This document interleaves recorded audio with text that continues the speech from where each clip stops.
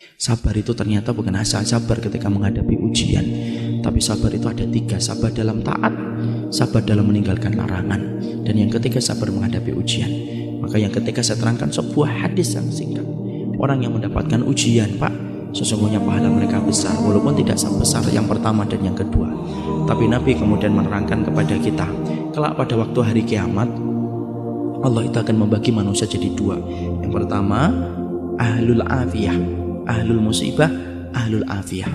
Dalam riwayat Ibnu Majah, Rasulullah itu bersabda, manusia nanti ketika dikumpulkan di padang mahsyar dibagi menjadi 2. Ada yang pertama ahlul musibah, yang kedua ahlul afiyah.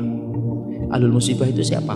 Orang yang di dalam hidupnya diuji terus oleh Allah, sakit, bangkrut, dan lain sebagainya. Ini namanya ahlul musibah. Ada yang kedua ahlul afiyah. Ahlul afiyah itu jarang diuji, jarang sakit, jarang kemudian mendapatkan musibah dalam hidupnya. Bapak tahu perintahnya Allah pertama kali kepada malaikat, uhsubu ahlul musibah, hisab dulu ahlul musibah dulu. Yang ahlul musibah dihisab dulu, Pak.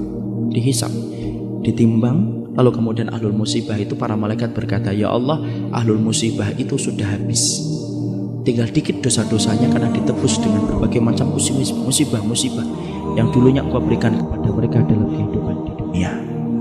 Tinggal dikit saja. Kemudian Allah berfirman, u'tuhum salasan, kasih mereka 3. 1, khairan, kasih mereka surga. 2, afiyah, kasih mereka kekuatan. Kenapa, Pak? Siapapun di antara Bapak dan Ibu di sini yang mendapatkan ujian, pasti kekuatannya berkurang. Sakit yang dulunya biasa lari 2 kilo menjadi lari 1 kilo, pasti berkurang. Diganti oleh Allah dengan kontan di akhirat. Kasih mereka kekuatan untuk mengganti kekuatan yang aku ambil ketika aku memberikan ujian bagi mereka di dunia. Dan yang ketiga, manzilah, kasih mereka tempat yang tinggi di surga. Tempat itu tidak bisa diraih dengan sholat, tempat itu tidak bisa diraih dengan sedekah, tapi tempat itu hanya bisa diraih dengan orang yang sabar ketika mendapatkan ujian.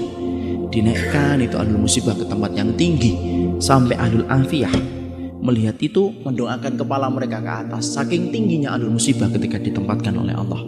Lalu kemudian ahlul afiyah berkata, ya Allah, kalau setiap dibalik ujian akan mendapatkan kedudukan setinggi itu di surga, dan begitu mudahnya mereka dihisab karena sudah berkurang dosa-dosa mereka, tolong ya Allah, hidupkan kami sekali lagi, hidupkan kami sekali lagi, kasih ujian kami, potong-potong daging-daging kami, daging-daging kecil, dan kami masih hidup, tidak apa-apa, selama kami mendapatkan 3 yang kamu berikan kepada musibah ketika di dunia, tapi tidak ada lagi balik ke dunia itu.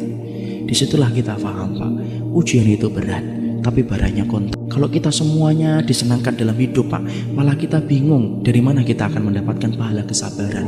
Kalau Bapak punya istri langsung solihah, anaknya langsung hafal Quran, kerjaannya langsung lancar, malah bingung dari mana kita mendapatkan pahala kesabaran. Makanya kemudian kita kalau mendapatkan ujian, sabar.